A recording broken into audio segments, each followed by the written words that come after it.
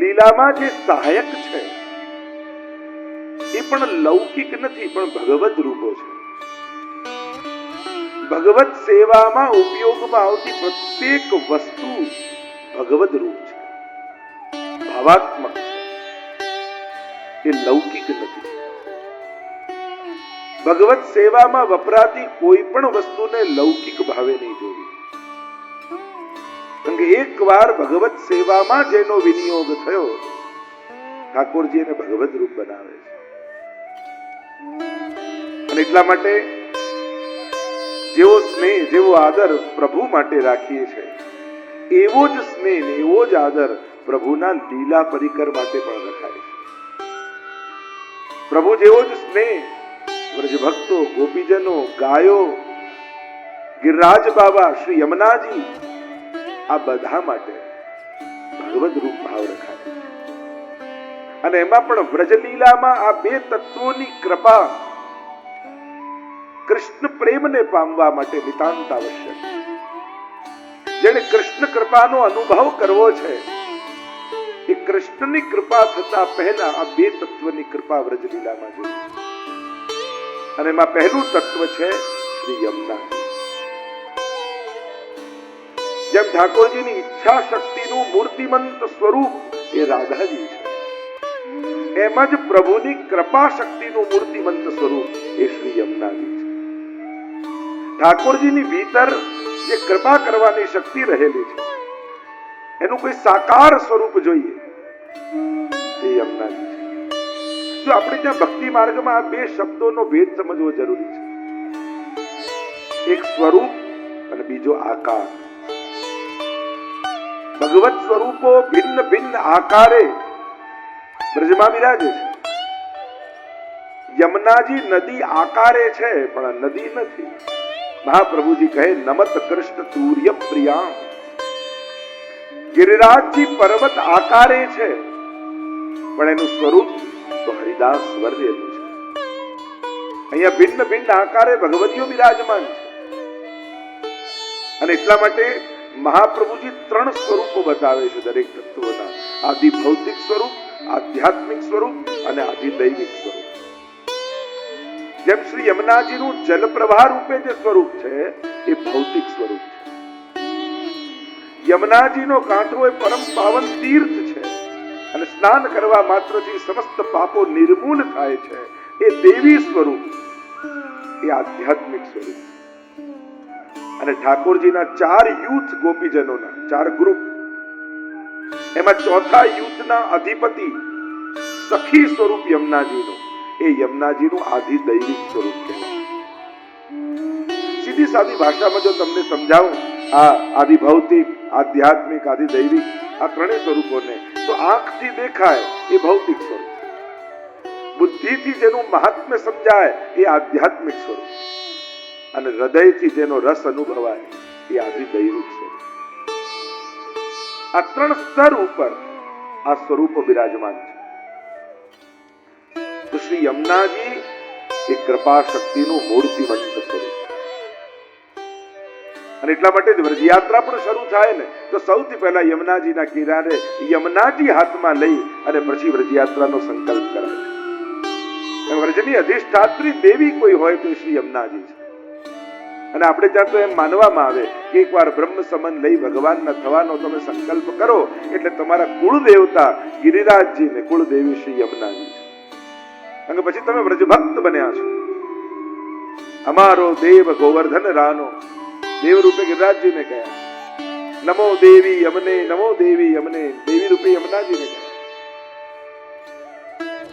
કૃપા શક્તિ રૂપ યમુનાજી, એમની કૃપા જોઈએ. બીજું એ જ ભક્તિનું ઘનીભૂત સ્વરૂપ શ્રી ગિરિરાજજીની કૃપા જોઈએ. આ બે તત્વોની કૃપા બ્રજમાં થાય ત્યારે બ્રજયાત્રાનો જીવને અધિકાર મળે, ત્યારે કૃષ્ણ લીલા અનુભવવાનો એને અધિકાર મળે. ગિરિરાજજી એટલે કંઈક માંગવા માટે જવા માટેની જગ્યા વૈષ્ણવની એવું જરૂરી નથી કે આપણે ત્યાં ઠાકોરજી પાસે ન મંગાય પણ ગિરિરાજજી પાસે માંગીએ એટલે કઈ પણ તકલીફ આવે એટલે ગિરિરાજજી પાસે જઈએ, વાંધો નથી. પણ ઉત્તમ શરણાગતિ નથી. શરણાગતિ અનેક પ્રકારે થાય, અનેક પ્રકારથી ભગવત શરણમાં જવાય. આર્ત ભાવે, અર્થાર્થી ભાવે, શ્રેષ્ઠ જ્ઞાન ભાવે, એનું સ્વરૂપ જાણે. તો આ ગિરિરાજજી ની મહત્તા ગર્ગ સંહિતામાં વિશેષ રૂપે વર્ણિત કરવામાં આવી. પ્રભુએ પોતાની લીલા દરમિયાન કોઈનું પૂજન કરવાનું કહ્યું હોય તે ગિરિરાજજી છે. સ્વયં પ્રભુએ એમની પૂજાનો માર્ગ પ્રગટ કર્યો. ગોવર્ધન પૂજા કહેવાય છે આપણે. અને પૂજાના જે પંચોપચાર આદિ, ષોડશોપચાર આદિ ક્રમ હોય છે, એમાં પરિક્રમા પણ પૂજાનું એક અંગ છે. ગર્ગ સંહિતામાં ગર્ગજીએ ગિરિરાજ ખંડ નામનો આખો ખંડ લખી અને ગિરિરાજજીના મહાત્મ્યનું વર્ણન કર્યું છે. ભાગવતજીમાં 2 જણાએ મહાત્મ્ય ગાયું. સૌથી પહેલા વેણુ ગીતમાં ગોપીજનોએ ગાયું અને ગોપીજનોએ ભગવદીય રૂપે ગિરિરાજજીને વર્ણિત કર્યા કે આ સમસ્ત વ્રજમાં શિરમોર કોઈ ભક્ત હોય તે ગિરિરાજજી. અને ભગવદીયોમાં જે લક્ષણ હોય એ સમસ્ત લક્ષણ ગિરિરાજજી. સેવા માટે જે લક્ષણ ભક્તની અંદર જોઈએ એ બધા જ લક્ષણ ગિરિરાજજીમાં છે. સેવકની અંદર 4 લક્ષણ જોઈએ, એ 4 લક્ષણ ગિરિરાજજીની ભીતર વિરાજે છે. સૌથી પહેલા સેવકની અંદર સેવા કરવાની તત્પરતા જોઈએ અને એ તત્પરતા ગિરિરાજજીમાં છે. બીજું, સેવકની અંદર સત્સુખનો ભાવ જોઈએ. સેવા કરવાની ખૂબ તત્પરતા હોય, પણ જેની સેવા કરો છો એને શેમાં સુખ છે એ જાણ્યા વગર કરો તો એને શ્રમ આપી દો. તમને કોઈની જોડે ઘણો સ્નેહ હોય અને આવવાના હોય ઘરે ને તમે સરસ ગુલાબજાંબુ બનાવીને રાખો, પણ આવનારને ડાયાબિટીસ હોય તો તમે ભલે બહુ સાચા દિલથી બહુ જ સારું કર્યું છે, પણ સામેવાળાને સુખનો વિચાર ન થયો તો સેવા ન કહેવાય. એટલે સેવ્યના સુખનો વિચાર હોવો જોઈએ, સેવા કરવાની તત્પરતા હોવી જોઈએ. ત્રીજું, દીનતા હોવી જોઈએ સેવા કરવાની. જો દીનતા નહીં હોય તો બહુ વાર સુધી તમે સેવામાં ટકી નહીં શકો. અહંકારી વ્યક્તિ કોઈ સેવામાં ટકી નથી શકતો. અને એટલા માટે હું તો એમ માનું કે અહંકાર ક્યાંક સંસારમાં કરો તો કદાચ ચાલી જશે, પણ ભગવત કાર્યમાં ક્યારે પણ મદ નહીં કરો, અહંકાર નહીં કરો. અને એને તોડવા માટે તમને જેમાં શરમ આવતી હોય ને એ સેવા માંગીને લો. તમને એમ થાય હવેલીમાં જવું, અરે બુહારી કરીશ તો બધા જોઈને શું વિચારશે, તો માંગીને બુહારી લો. ભગવાન તમારો અહંકાર તોડે કે લોકો તમારો અહંકાર તોડે, એના કરતા સેવા દ્વારા આપણે જ આપણો અહંકાર તોડી નાખીએ. એવી સેવા પસંદ કરીને લેવી જેમાં આપણા અહંકારને ચોટ લાગતી. કારણ કે સેવા કોઈ નાની નથી હોતી. સેવા મળી એ જ સૌભાગ્ય છે. ભગવત સંબંધી કોઈ પણ કાર્ય નાનું નથી. એટલે સેવાને કોઈ વિશેષણ જોડવા નહીં. આ નાની સેવા, મોટી સેવા, ભીતરની સેવા, બહારની સેવા, આ બધી આપણી લૌકિકતા છે. સેવા એ સેવા જ છે. એટલે એમાં કોઈ પણ પ્રકારનો ભેદભાવ એ ઊંચ નીચ સેવામાં જોવું નહીં. એટલે આપણો અહંકાર તૂટે એવી સેવા માંગીને લેવી. એને કારણે સાચો સેવક ધર્મ આપણી અંદર પ્રગટ થશે. અને એટલા માટે દીનતા જોઈએ. અને ચોથું, અલ્પ ભાષણ. સેવા કરનારે બને એટલું ઓછું બોલવું. સેવા બોલવી જોઈએ, સેવક ન બોલવો જોઈએ. એવી નિષ્ઠાથી સેવા કરો કે તમારી સેવા જોઈને લોકો તમને ગોતે કે આ કર્યું કોણ. પણ તમે કહેવા લાગશો ને તો લોકો મૌન થઈ જશે. સેવાને છતી ન કરો, પ્રગટ ન કરો, પણ એટલી નિષ્ઠાથી સેવા કરો કે તમારી સેવા બોલે. એટલી ઉત્તમતાથી કરો. જો નાની સેવા, મોટી સેવા આપણે એમ કહીએ, ખરેખર સેવા કરનારો સેવાને મોટી બનાવી દેતો હોય છે. એટલી નિષ્ઠાથી કરો કે તમારી સેવા તમારા નિષ્ઠા દ્વારા મોટી થઈ જાય. એટલે મોટી સેવા માંગવાની નહીં, સેવા એ રીતે કરવાનું કે મોટી માનીને સેવા કરવી. તો આ ચારે લક્ષણ ગિરિરાજની અંદર છે. ભગવદી રૂપે હંતાય મદ્રિર બલા હરિદાસ વર્યો યદ રામ કૃષ્ણ ચરણ સ્પર્શ પ્રમોદ માનમ તનોતિ સહગો ગણયો સ્તયોર્યત પાનીય સૂયવ સકંદર કત્ત મૂલય. એમ વેણુ ગીતમાં ગોપીજનોએ ગિરિરાજજીને હરિદાસ વર્ય રૂપે કહ્યા.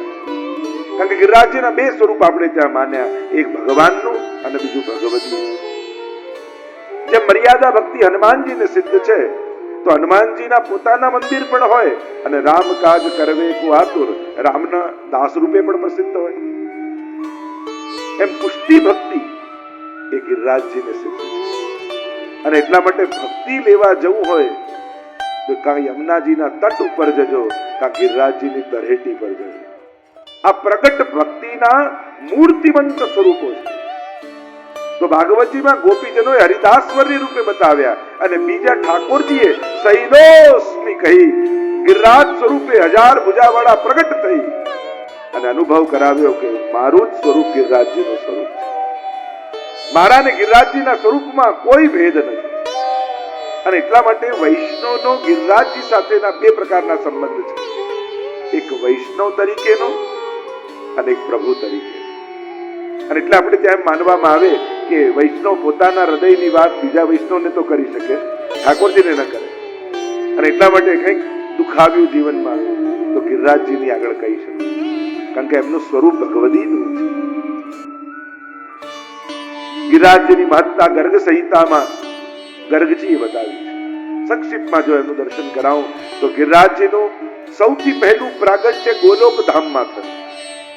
કે જ્યારે સ્વામિનીજીએ વિનંતી કરી ઠાકોરજીને કે એવું એક સુંદર સ્થાન ગોલોક ધામમાં પ્રગટ કરો, જે સુંદર કંદરાઓ હોય, ઝરણાઓ વહેતા હોય, કંદમૂળ ઉગતા હોય અને ત્યાં આપણે એકાંતિક વિહાર કરીએ.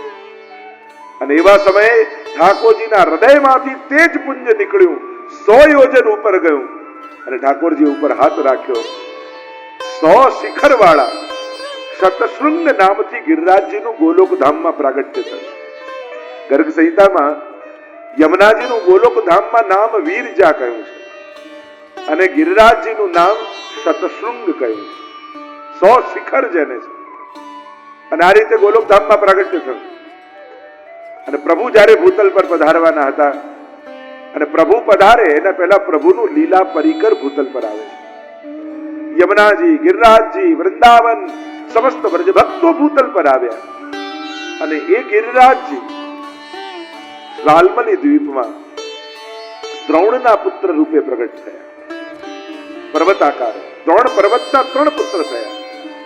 એક કાંતાનાથ પર્વત જે ચિત્રકૂટમાં બિરાજમાન, બીજા આ ગોવર્ધન અને ત્રીજા ચરણાદ્રી પર્વત જે ગુસાઈજીનું પ્રાગટ્ય સ્થળ છે. ચરણાદ જ્યાં વામન ભગવાનના ચરણ ચિહ્નો છે. આ 3 ભાઈઓ છે. એક વાર પુલત્સ મુનિ પૃથ્વી પરિક્રમા કરતા કરતા દ્રોણને ત્યાં આવીને મુકામ કર્યો. દ્રષ્ટિ પડી આ ગોવર્ધન પર્વત પર. મનમાં ઈચ્છા થઈ આને હું લઈ જાઉં કાશી અને ત્યાં આની કંદરાઓમાં બેસીને કાશી વિશ્વનાથની ઉપાસના કરું. વિનંતી કરી. ગિરિરાજજી તૈયાર તો થયા. એમને થયું કે વ્રજમાં જવાનો આ સારો મોકો છે, કારણ કે કાશી જશે તો વચમાં વ્રજ આવશે અને હું વ્રજમાં જ રહી જઈશ. એટલે યુક્તિ કરીને ઋષિને કહ્યું કે તમારી જોડે આવું તો ખરા, પણ એક શરત, એક વાર મને જ્યાં મૂકશો ત્યાંથી પછી ઉભો નહીં થાઉં. ઋષિએ યોગ બળે ગિરિરાજજીને હાથમાં લીધા, ચાલ્યા છે કાશી તરફ. વચમાં વ્રજમંડળ આવ્યું અને ગિરિરાજજીએ પોતાનું વજન એટલું વધાર્યું કે ઋષિ ઉચકી ન શક્યા અને ત્યાં જ ગિરિરાજજીને પધરાવી દીધા અને ફરી લેવા ગયા. ત્યારે ગિરિરાજજીએ કહ્યું કે તમે તો વચને બંધાયેલા હતા, એક વાર મને જ્યાં મૂકશો પછી હું ઉભો નહીં થાઉં.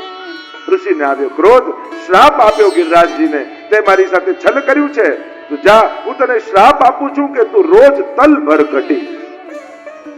એટલે ગિરિરાજજી રોજ તલભર ઘટે છે, એને ઋષિનો શ્રાપ છે. અને આ રીતે ગિરિરાજજી બ્રજમંડલમાં પધારે. અનેકવિધ ભાવનાઓ, અનેકવિધ પ્રકાર ગિરિરાજજી સાથે જોડાયેલા છે. ગિરિરાજજીમાં પ્રગટ ગોલોક ધામ બિરાજે છે, એવું પણ ખટ ઋતુની ભાવનામાં દર્શન કરાવ્યા ગુસાઈજી ચતુર્બુદ્ધાસને. એ ગોલોકધામમાં પ્રવેશવાના 8 દ્વાર છે. આપણા અષ્ટ સખાઓ આ એક દ્વારના મુખિયા છે. લલિત બ્રજદેશ ગિરિરાજ રાજે અને ખટ ઋતુ રહત સદા. 6 ઋતુ ગિરિરાજજીમાં સદા બિરાજે. ત્યાં 12 નિકુંજ અંદર છે. યુગલ સ્વરૂપ નિત્ય અખંડ વિહાર ત્યાં કરે છે. આ ગિરિરાજ બાબા સાક્ષાત મૂર્તિમંત ભગવદ પ્રેમનું સ્વરૂપ છે. અને એટલા માટે એમની ઉપર દૂધ ચડાવવામાં આવે. કારણ કે આ વિશ્વમાં પ્રેમનું કોઈ સાકાર રૂપ હોય તો એ દુગ્ધ છે. જ્યારે કોઈ સ્ત્રી માં બને તેનું વાત્સલ્ય દુગ્ધ બનીને પ્રગટ થઈ જાય. એ મૂર્તિમંત વાત્સલ્ય પ્રેમનું પ્રતીક છે. અને એટલા માટે એ સ્નેહરૂપ દુગ્ધથી સ્નાન કરે છે. ત્યાં ગિરિરાજ બાબા આજે પણ સઘળા ભક્તોના મનોરથો પૂરા કરે છે. આજે પણ પ્રગટ દેવ વ્રજના ગિરિરાજજી છે. કેવાય 5 સ્વરૂપે ગિરિરાજજીના દર્શન થાય. પરિક્રમા કરતા હો તો આજે પણ અનેક સ્વરૂપે ગિરિરાજ બાબા દર્શન આપે.